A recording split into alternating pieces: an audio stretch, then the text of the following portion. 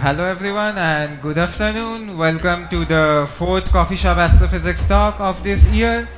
So we are a bunch of graduate students and postdocs at the Leonard Parker Center for Gravitation, Cosmology and Astrophysics at the University of Wisconsin-Milwaukee. So today's speakers are myself, Prottushabho, and my friend Gabe Friedman. If you have an idea of a future Coffee Shop Astrophysics talk, feel free to contact us. You can just send us an email at coffeeshopastrophysics@gmail.com. These are some of the events happening at the UWM Planetarium this semester. We have only these two events left. If you are interested, you can check us at this website. Okay, now let's come directly to our topic. Today's topic is Voyager. So Voyager is a set of two space probes designed to do a flyby of the outer planets in our solar system. After doing a flyby, they left the solar system and is presently in the interstellar space. By interstellar space, what we mean is the space between two stars, and it has some snapshots of the human civilization in its current form. So the idea is, if after a long time, if an alien civilization finds Voyager, then they'll come to know about us. So this is how our solar system looks like. The planets between the asteroid belt and the sun is known as the inner planets. It constitutes of Mercury, Venus, Earth, and Mars. The remaining planets that we have, Jupiter, Saturn, Uranus, and Neptune, are the outer planets, and the outer planets are much bigger in size than the inner planets. The Mariner space probe actually did a flyby of the inner planets. So Voyager was initially thought as an extension of the Mariner probe in July 1, 1972, and it was initially named as Project Mariner Saturn Jupiter 1977. Now, if you look at the name, one thing odd about this name is the name has the deadline of the project in it. While naming something, we usually do not put the deadline because deadlines are easy to miss for various reasons. So 1977, this year is actually very important, and why this year is so important, I'll talk in a few minutes. On March 1977, the program was renamed as the Voyager program, and Voyager 2 was launched on August 20, followed by the launch of Voyager 1, which was launched 2 weeks after Voyager 2. Now you might be wondering why Voyager 2 is called Voyager 2 and not Voyager 1. This is simply because the speed of Voyager 2 is much slower than the speed of Voyager 1, and so Voyager 2 actually reached Jupiter before Voyager 1. That's how these are named. And the reason why the speed of Voyager 2 is less than Voyager 1 has to do with the position of planets in the sky. And while launching satellites or space probes is one of the few things where the position of planets actually matters to human beings. So how do we put something in the sky so that will do a flyby of Jupiter? The answer is simple. You just take the probe and throw it towards Jupiter. But it's not actually that simple because the Earth likes to keep things to itself. This is not a special property of Earth. It's just like every matter or every object in our universe attracts other objects, and we call that attractive force the force of gravity. The force of gravity actually depends on the mass of the objects. The objects that we see every day are not that massive that we will feel some gravitational force, but the Earth is very massive. That's why we are bound to the Earth, and if we throw anything, it falls on the surface of Earth. So first, we need to escape the gravitational pull of Earth. And to do that, we just need to increase the speed. So why do we need to increase the speed? Let's say I just throw something on the surface of Earth, then it covers a horizontal distance. We call that range. If we increase our velocity, the range obviously increases, and there exists some velocity at which if we throw something, it always tries to touch the surface of Earth, but it never can't touch the surface. This is because the Earth is not flat, it is round, and this velocity where the object actually starts orbiting the Earth is known as orbital velocity. So this is the velocity at which we launch satellite and stuff. If we increase the velocity further, we get something which is known as the escape velocity. As the name suggests, if we throw something from the surface of Earth at the escape velocity, that object will never come back to the surface of Earth because it has escaped the Earth's gravitational pull. So how much is the escape velocity of Earth? So here are some numbers. If you think about the speed of a cheetah, it's around 60 miles per hour. Just multiply that by 13 and you get the speed of sound, which is around 767 miles per hour. So 33 times the speed of sound is actually the escape speed of Earth. So if you throw something from the surface of Earth at 25,000 miles per hour, that object can escape the Earth's gravitational pull. Now let's come back to the original question, why at all is 1977 so special? The reason has to do with the position of planets. In 1977, the planets arranged themselves in such a way that each planet can actually guide the probe to the next planet, and this is a very unique configuration. It doesn't happen that often. This happened in 1977 and will again happen in 2153. So it's actually a once in a lifetime opportunity. One of the most common techniques that is used to launch satellites or space probes is known as the gravitational slingshot. So in a gravitational slingshot, it's just a normal slingshot, but the way we put the probe around the planet, that its speed increases while passing that planet. So gravitational slingshot you might have seen in movies like Martian and Interstellar. As you can see in the GIF here, the velocity of the Voyager is decreasing, but once it crosses Jupiter, its velocity jumps up. This is known as gravitational slingshot, and this is used to conserve a lot of energy. Voyager 2 also uses gravitational slingshot to do a flyby of the planets. Voyager 2 actually did a flyby of all the outer planets in our solar system, unlike Voyager 1, which only flew past Jupiter and Saturn. So now let's have a look at the pictures which these satellites or these space probes sent us. This is the bright red spot of Jupiter. Using Voyager 1 and Voyager 2, we could actually understand that why this spot looks like this. This is actually a giant anticyclonic storm on the southern hemisphere of Jupiter. These are pictures of moons of Jupiter, Io and Europa. On Io, we discovered active volcanoes, and this was the first instance when volcanoes were discovered outside the surface of Earth. This is sulfur-rich lava coming out of volcanoes in Io. And this is Europa. This moon is particularly interesting because when first people saw the images from Voyager 1, you can see these dark patches and lines.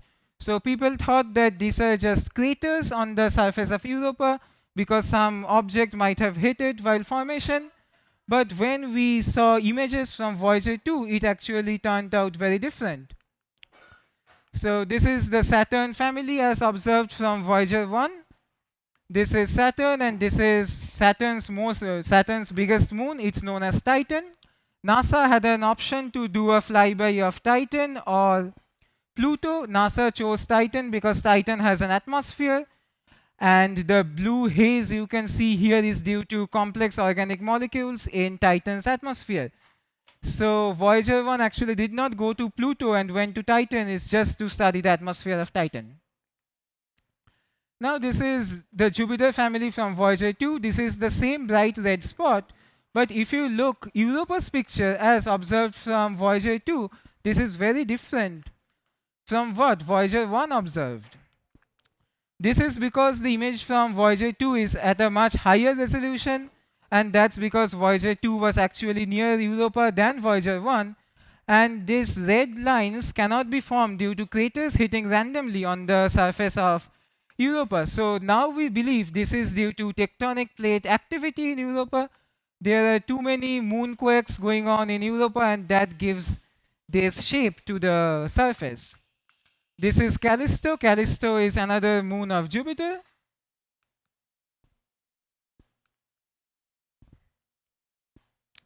Now let's come to the Saturn family. This is the North Pole of Saturn. Its temperature is a bit weird.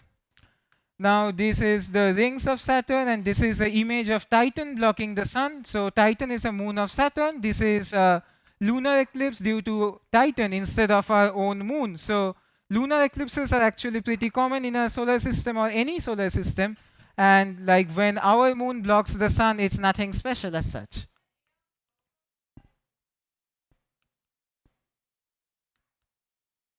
Okay, now let's come to the Uranus family. Voyager 2 made important discoveries about the magnetic field of Uranus. The magnetic field of Uranus is actually pretty weird. If you see this GIF, Uranus rotates in an axis which is not aligned to its magnetic field. This is extremely uncommon for the planets of our solar system like the Earth, Mars, or Jupiter. If you look at Jupiter, the rotation axis of Jupiter coincides very well with the magnetic axis. This is also same for Earth or any other planets.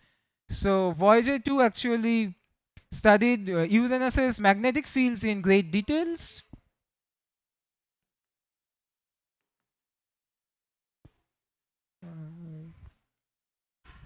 Sorry for the technical glitch.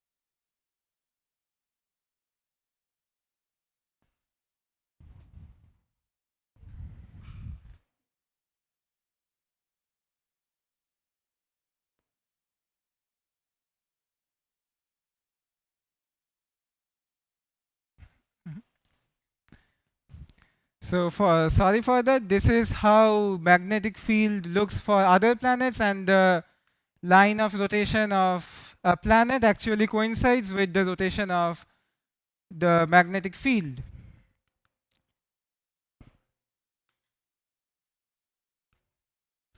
Now, Voyager 2 also discovered several rings of Uranus, how these rings are formed.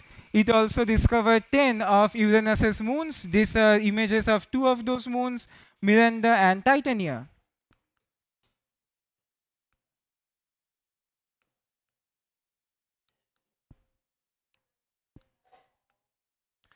Now let's have a look at Neptune family from Voyager 2. The most important discovery of Voyager 2 for Neptune was the rings of Neptune. We did not observe rings of Neptune before Voyager 2, and Voyager 2 also discovered 6 moons of Neptune.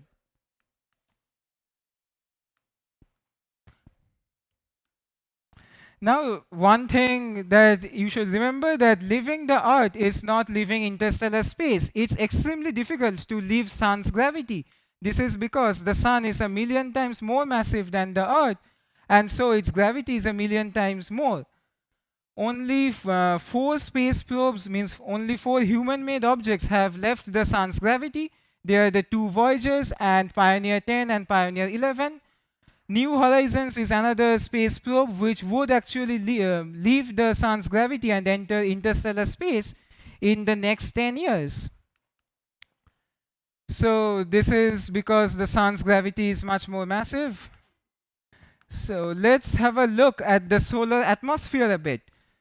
So this is the solar atmosphere. It actually extends a lot outside our solar system where the planets reside, and the Sun's atmosphere is known as the heliosphere.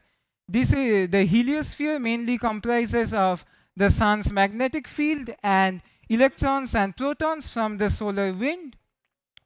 The region where the speed of the solar wind falls below the speed of sound in this medium is known as the termination shock. And the outermost boundary of the heliosphere is known as the heliopause, and the region between the termination shock and the heliopause is known as the heliosheath. This is the current location of Voyager 1 and Voyager 2. As you can see, Voyager 1 is going northwards from the plane of our solar system, and Voyager 2 is going southwards. both of the probes have actually crossed the heliopause, and so they're in some sense into the interstellar space. The heliosphere is actually extremely important for life on Earth because it blocks several of the harmful cosmic rays originating in the interstellar medium. Had the heliosphere not been present, life would have been very different as we see today, if at all it existed.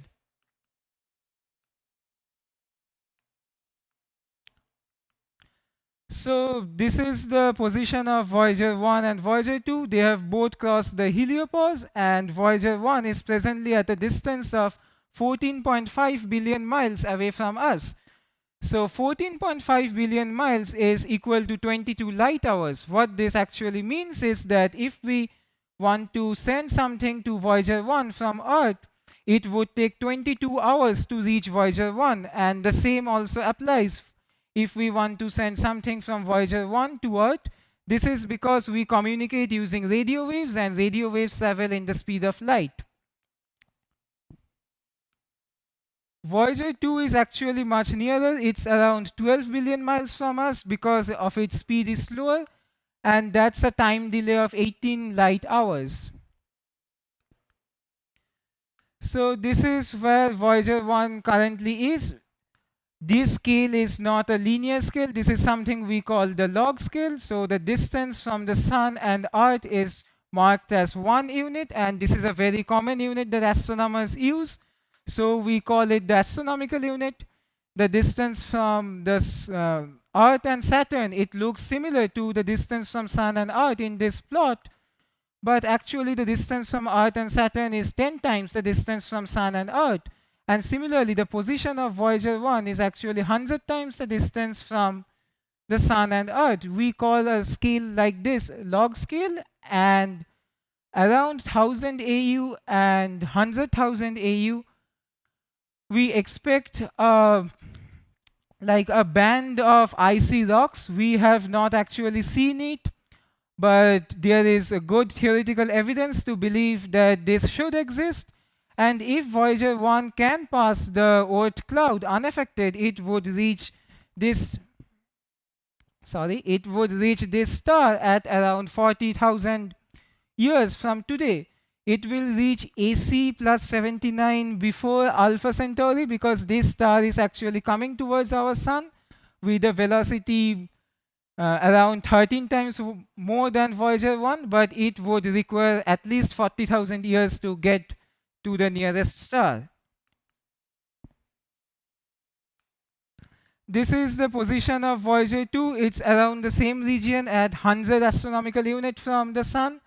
And this Voyager 2 will meet Ross 248 in 40,000 years. Now these space probes are powered by radioactive batteries, like the heat generated from radioactive decay actually powers these satellites, and they can't communicate once they after 3-4 years, because these batteries will die out. So whether they actually reach the star or something happens here, we can never know. So this is the sound recorded by Voyager 1 as it crossed the heliopause, and this is just the sound of emptiness.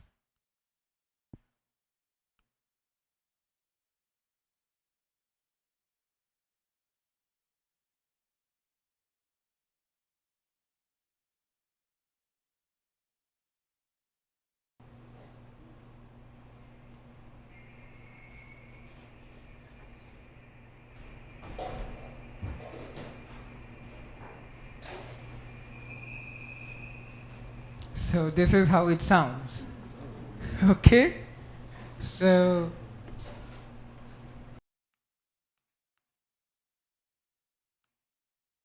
just to wrap things up, we can still connect to Voyager at a one-way time delay of around a day. It's 22 hours for Voyager 1 and 18 hours for Voyager 2.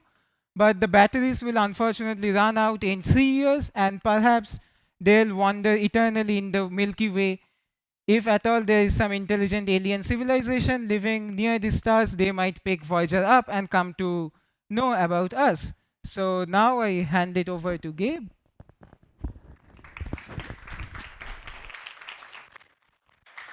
And we'll just take a quick second here to, there will be some audio, some music playing in my part of the presentation, and we'll just make sure that everything is set up for that.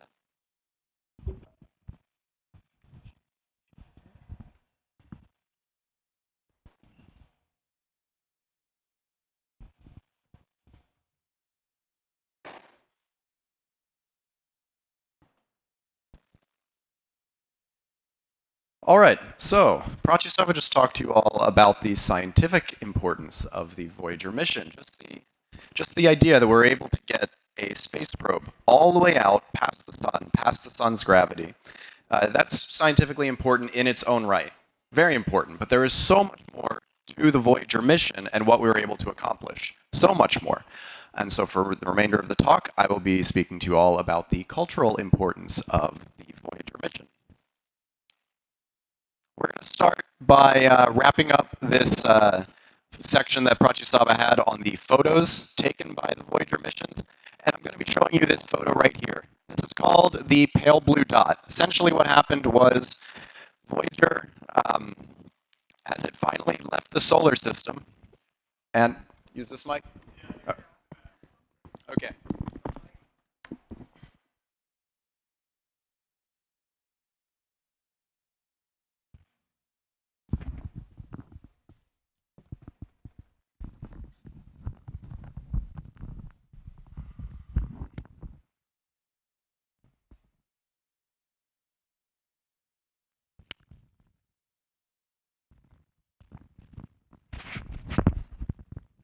All right, better? It's got to be, yeah. All right. Any better? Yeah, we'll work with it. Okay, so to wrap up the section that Pratyustava had on the photos that were taken by the Voyager missions, I show you this final photo of the pale blue dot. Essentially what happened here with the pale blue dot was that as Voyager 1 was about to finally get out into interstellar space, NASA said, oh, let's just turn it around very briefly and take one final photo looking back, essentially towards home. And what resulted from that was this photo. This is taken from, yes, 3.76 billion miles away from Earth. The question is, can you actually find us in this photo? And when I was making this slide, I found it about 6 different times until I realized I need to clean my laptop screen. Does anybody here actually see where Earth is in this photo? Yes. And I know that our guest here in the front has also pointed it out. It's right there in that far right sunbeam. So that's just an artifact of the sunlight reflecting off of Voyager's cameras. But there it is. That's Earth, taken from nearly 4 billion miles away. And what this picture does is it kind of gives us a sense of perspective. In this is summarized by Carl Sagan, who wrote about this particular photo and the Voyager missions in a book titled of the same name, The Pale Blue Dot. The quote that he said about this particular photo to give us perspective is, you look at that dot, and that's here. That little thing, that's home, that's us on it, everyone you love, everyone you know, everyone you've ever heard of, every human being that ever was, they all lived out their lives there, on that little dot, and will forever. Anyways, Voyager, besides just this photo, has also appeared, Voyager missions, in lots of different forms of media, whether we're talking about movies, or maybe it's appeared or been referenced in television shows like The West Wing, or perhaps it's been referenced on various music albums that span an entire range of genres. Why is this the case? Well, it's because of some major what-if question. So Voyager 1 and Voyager 2 are out there in interstellar space forever, just floating endlessly. And that means, technically, maybe there's something else out there. The big what-if about Voyager that leads to all of these references in media and pop culture is, well, what if something finds it out there? And it's the idea that perhaps, just maybe, there's a slim chance that if extraterrestrial life is out there in the galaxy, that they might come across the Voyager probes, and they might, wonder, what the heck is this, and try and figure out what's going on with Voyager. There is one major problem, though, if this were to occur, and that's how are we supposed to actually communicate with aliens if this is the case? It's not really feasible for us to just take a mixtape, slap it on the back of Voyager, and hope that the aliens find it and they're able to read it. And I mean, we all have to be honest with ourselves. They're not going to like it. I'm sorry. So we have to find some other way in order to communicate with aliens when we really have absolutely no idea how to do that in the first place, and we likely never will. And then that leads to a second problem that we have to address, and that's what kind of media are we actually, or form of media are we actually going to use to present that information to them? Because we've got so many file extensions and types and data structures that we have to deal with, and none of us can actually figure out how to use 100% of these, so we can't even possibly imagine that the aliens would be able to do that too if they came across Voyager. So we need some other way to share with them, essentially. And the way we do that is right here on the Voyager probe, on both of the Voyager probes, there is a small golden record. It's golden because they want to make sure that the material can actually survive in the harsh environment of outer space. We'll give a close-up of the Voyager record. So the right shows the actual record. This is legitimately a record that they would be able to play, just like any vinyl track. And the left here shows the cover that's on there. This cover, which I will now show a close-up of, that gives us essentially instructions, or gives the extraterrestrials instructions, very detailed instructions as to how they would be able to decode what is on the record and figure out how to play it. But we might look at this and think, what the heck is going on here? I mean, this probably makes no sense to most of us here in the audience. So what I'm going to do next is go step by step and explain how we actually came up with the instructions to put on the cover of the Voyager Golden Record.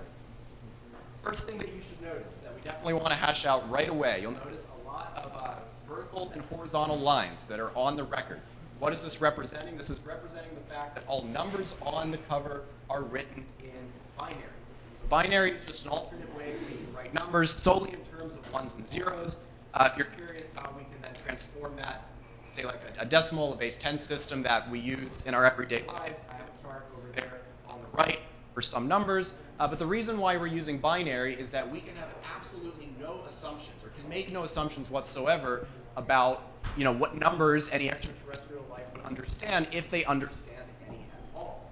And so if we just stick to this basic idea of ones and zeros, on, off, yes, no, those types of ideas, that probably gives us our best chance, if we have any chance at all, to encode this information and be able to allow extraterrestrial life to understand it. Okay, that still raises another problem, though, is that one still has no meaning. One what? What does one actually represent here to any aliens that come across this? We need to have some sort of key, some universal key, for them to be able to decode the symbols and transform it into whatever numbers or system that they use for measurement. The key on the cover of the Golden Record is given in the bottom right corner, and it's that symbol. And we're just going to quickly explain what this actually means, because, as you might expect, this is the key to understanding the rest of the Golden Record. What this is actually showing is something called the hyperfine splitting of the hydrogen atom. So basically, hydrogen atom, we got one proton, we got one electron, and those spins, like a quantum mechanical spin of those two particles, they could either be aligned or they could be anti-aligned. And the transition between them being aligned to being anti-aligned, the electron being aligned to being anti-aligned, when that transition occurs, it actually releases a set wavelength of 21 centimeters, which we can translate to 1420 megahertz, which you can also then translate to 7.04 times 10 minus 10 seconds per cycle. It's always going to do that when that transition happens. This transition in the hydrogen atom is kind of rare. It technically only happens 1 out of every, say, 4 million times or so, but hydrogen is the most abundant element in the universe by far. There's just a ton of it. And so if you look, say, through a radio telescope for this 21 centimeter wavelength, and you try and map the whole galaxy, you'll be able to do so. That is how we map the galaxy, as you can see in a radio emission plot that you right. But the idea is that no matter, this is so abundant, this transition is so abundant that no matter where you look in the galaxy, you should be able to see this or maybe understand it. It's a very fundamental concept, and so that is why we use this as the key. We now take a closer look at that particular diagram, and we see that it is showing in some way the transition between the electron from an aligned and anti-aligned state. There's a line connecting those two atoms in the middle, and there's a small dash in the center of that line. That is our key. That shows that it represents 1, a binary 1, And now we're able to actually translate this into some real numbers, because 1 now means 1420 megahertz. It now means 7.04 times 10 to the minus 10 seconds per cycle. Now we can finally start looking at the other stuff on the record cover and work with it. Okay, let's start off with this, the top-down view of the record. So this shows, you look down on the record and you have the stylus. There's a stylus that's included on both of the Voyager probes.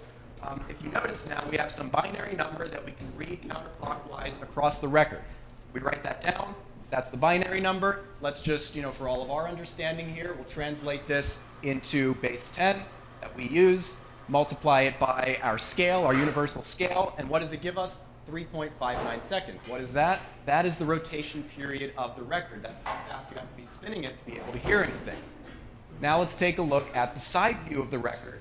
So this is showing, again, the extension of the stylus to be able to read the record. We can read off that binary number again, translate it to base 10, multiply it by our scale, and it gives us 53.82 minutes, which is, that is the time per side of the record. This is a two-track record, or two-disc record, I should say.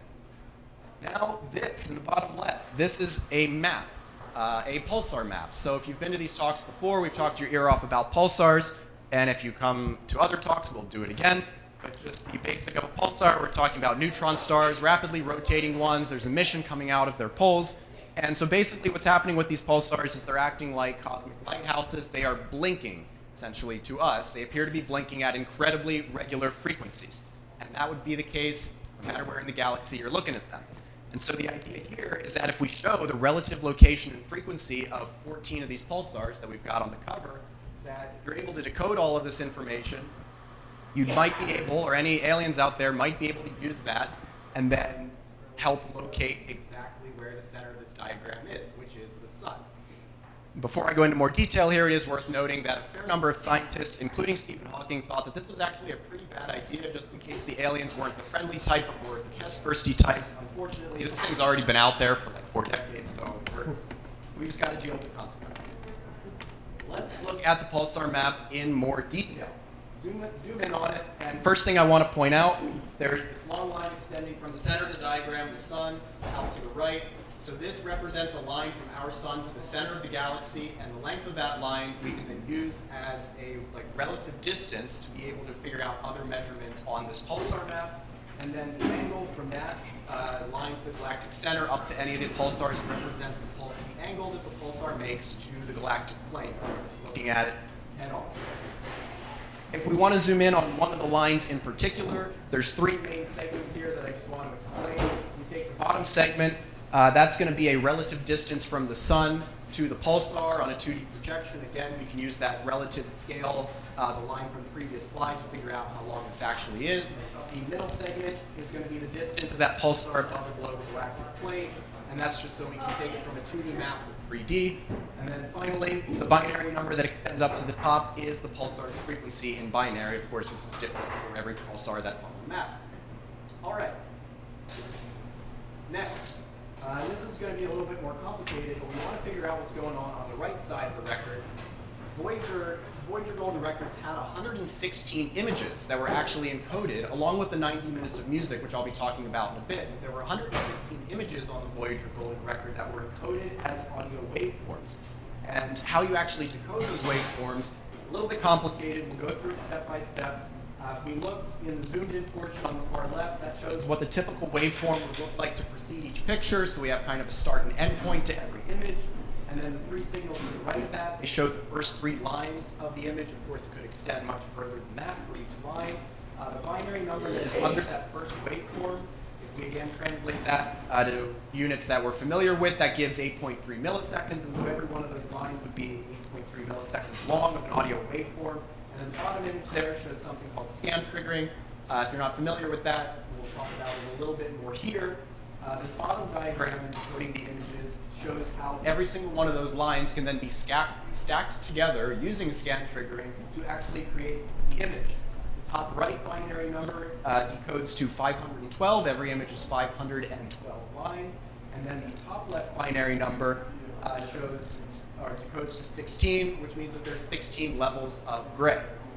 if this is still confusing how this is all put together, this is exactly how old analog TVs or cathode ray tube TVs worked, except they would stack the images horizontally as opposed to vertically here on Voyager.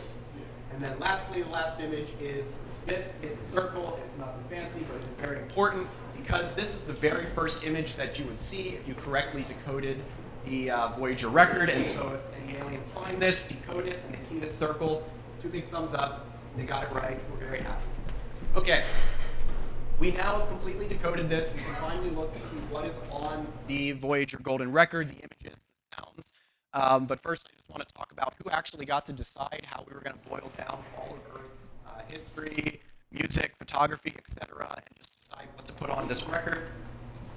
So there was a whole team that decided what went on the record. It was led by Cornell professor Carl Sagan, some very other important members of that team. We had Frank Drake as a technical director, Andrew Yan as a creative director, and Timothy Ferris as a producer. But there were many, many more people involved in deciding and producing the Voyager records. So before I describe what is on the record, I think it's important to talk about what is not on the record and what they explicitly decided not to put on Voyager.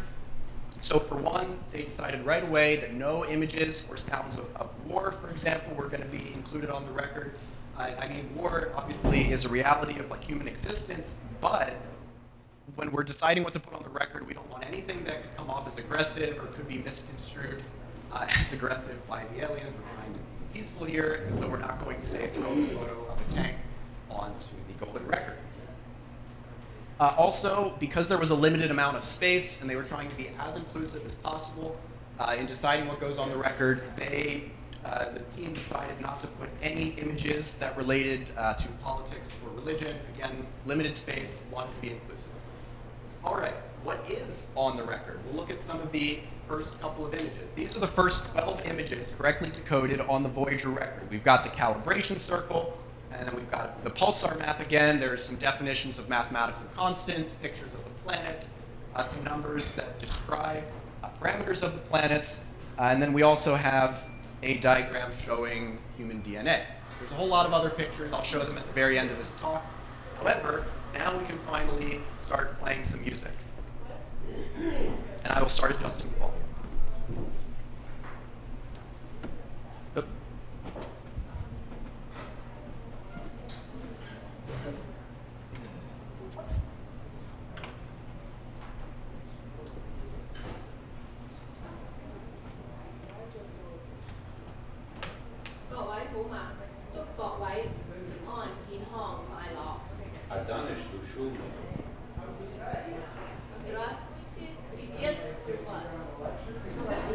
So, the first thing that was on the record, actually, the first sound, it opened with a spoken greeting from the Secretary General of the UN at that time, Kurt Waldheim. But then directly after that were greetings in 55 different languages and dialects, some of them dead languages.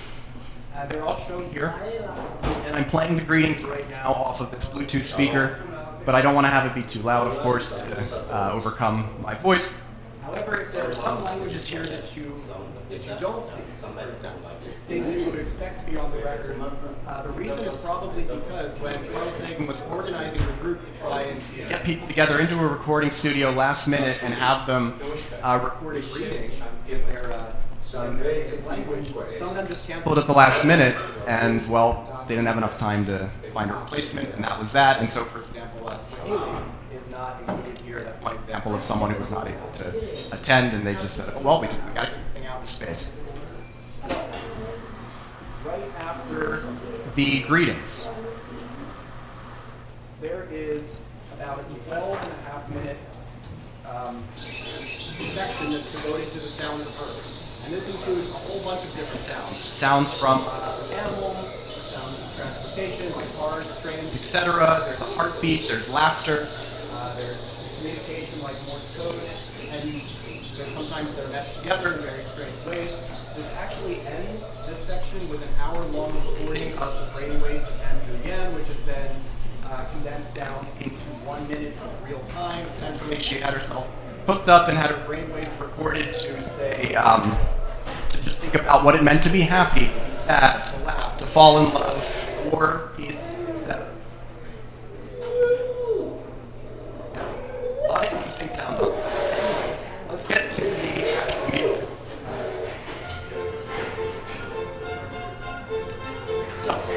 Sagan and his crew.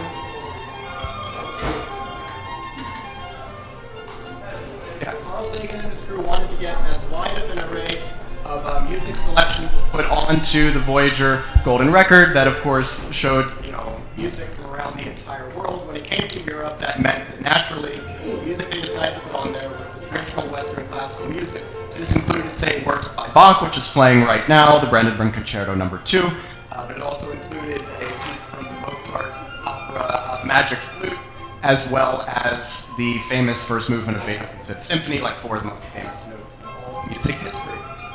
There's also some other work of Bach and Beethoven on there, some solo work and a string quartet. But anyways, this was the representation from traditional Western classical music. There were some interesting choices in rounding out the classical music.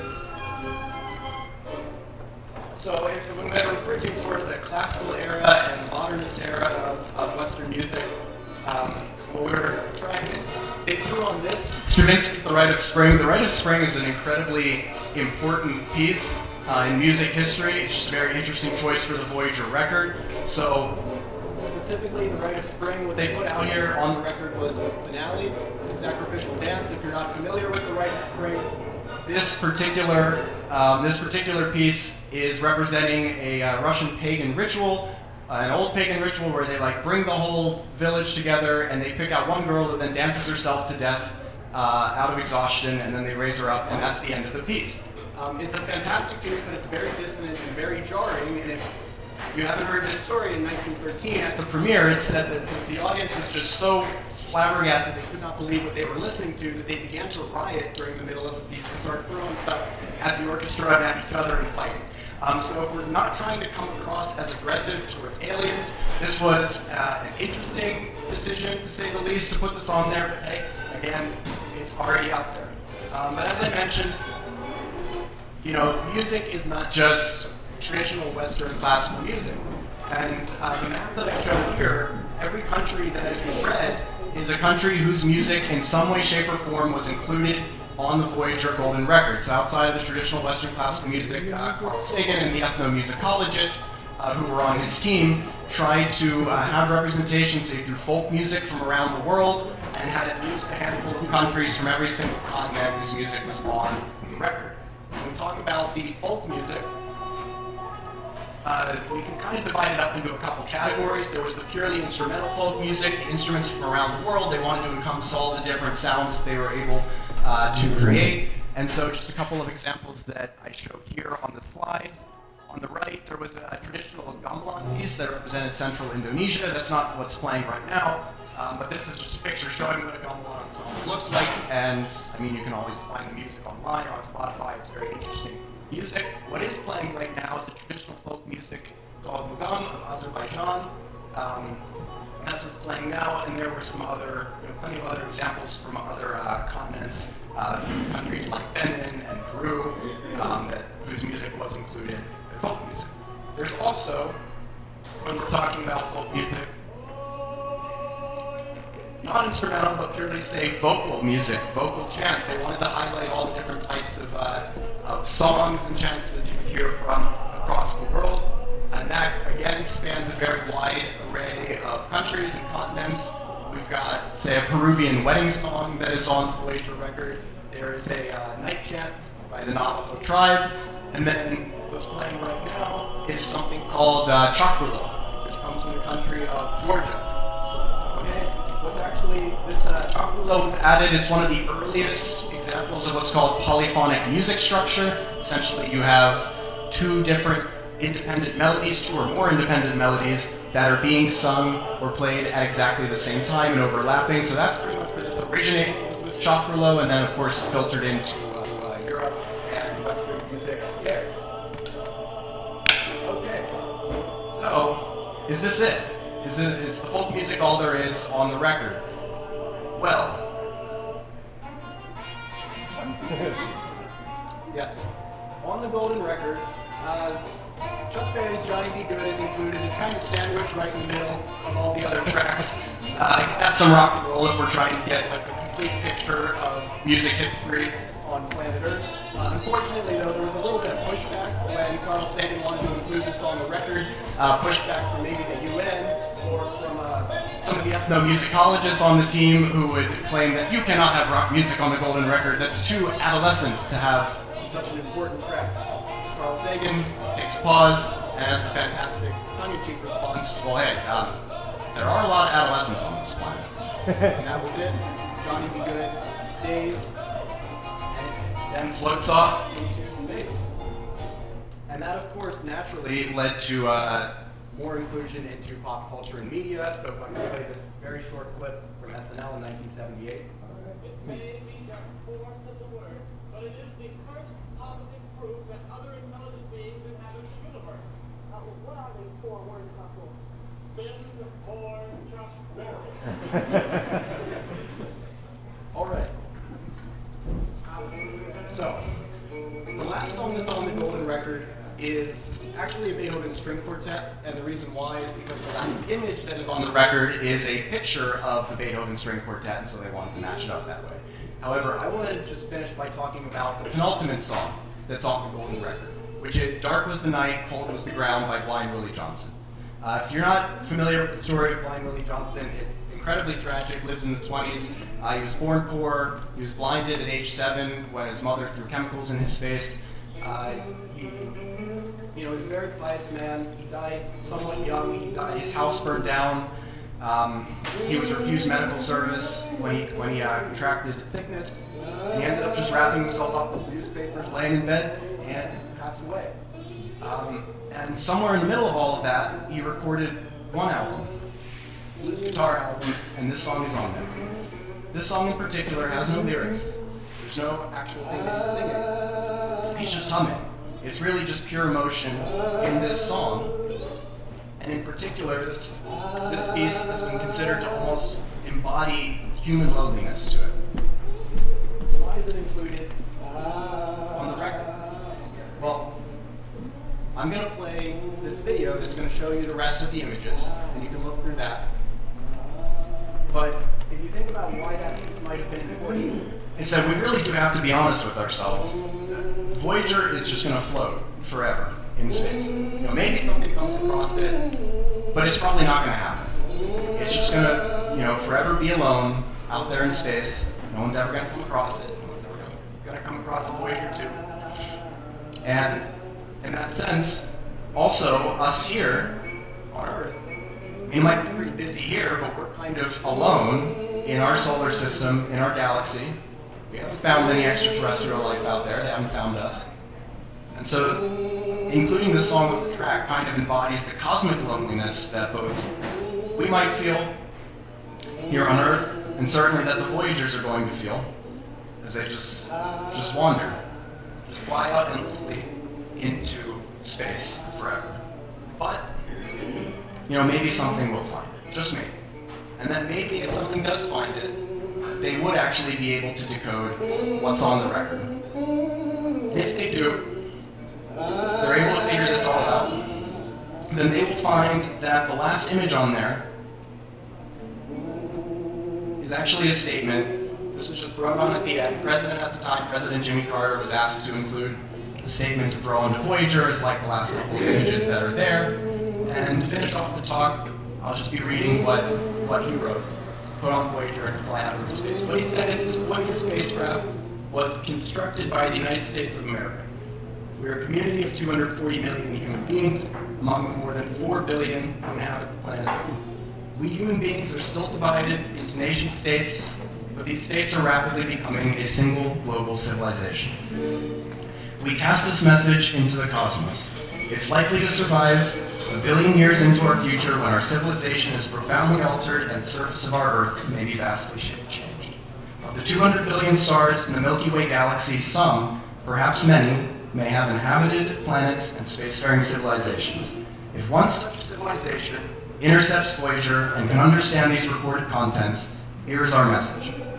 This is a present from a small distant world, a token of our sounds, our science, our images, our music, our thoughts, and our feelings. We are attempting to survive our time so that we may live into yours. We hope someday, having solved the problems that we face, to join a community of galactic civilizations.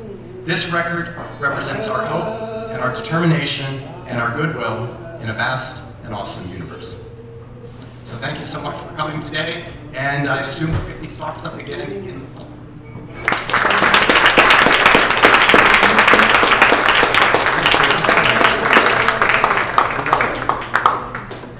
We're also happy to take any questions. Yes, from the front row.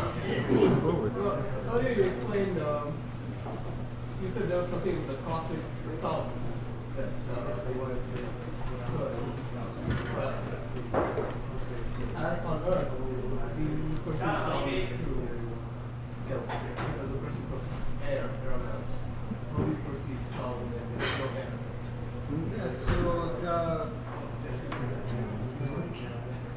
So the sudden high frequency sounds that you're hearing are actually from the solar waves, which are just going out of the heliosphere, and that's where you get high frequency. But other than that, it's just a low.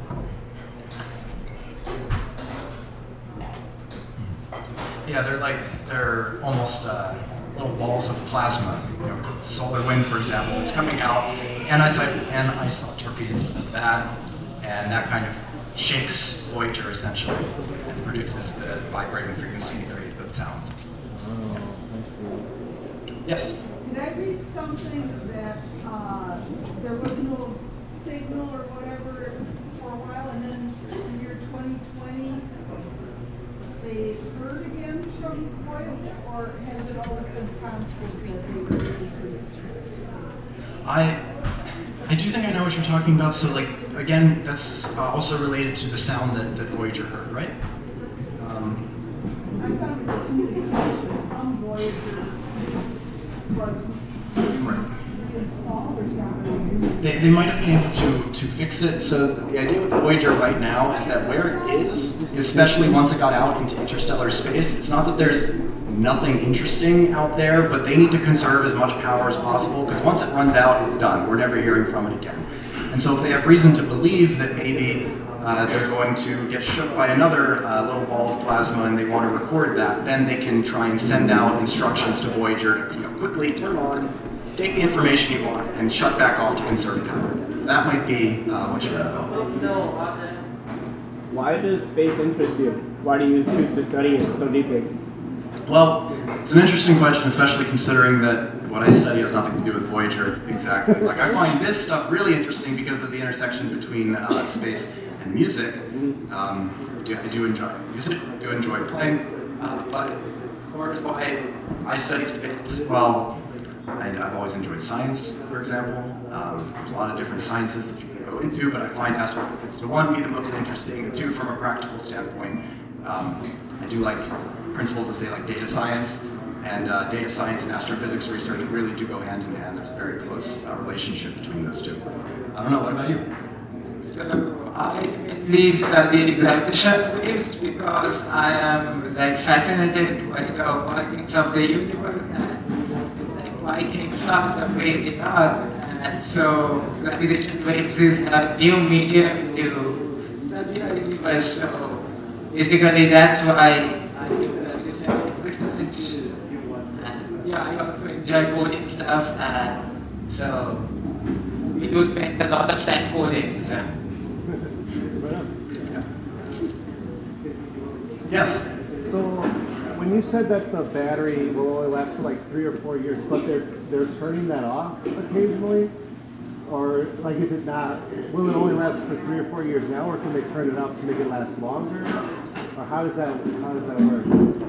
I'm not entirely sure. I mean, I'm not entirely sure if there's some constant, I don't want to say leak, but constant use, even if none of the instruments are working, is there still some sort of is the battery still having to kind of be drained essentially? I'm not entirely sure if that's the case, and I'm not entirely sure if or how much that use would be, that stale use would be. However, if I had to guess, I'd say NASA put a lot of money and effort into doing this, so they probably figured out a pretty good way to optimize that.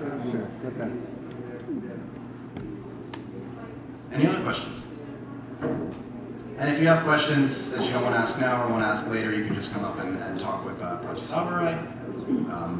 But if there's nothing else, again, thank you all for coming, and we look forward to seeing you when we resume talks in the fall.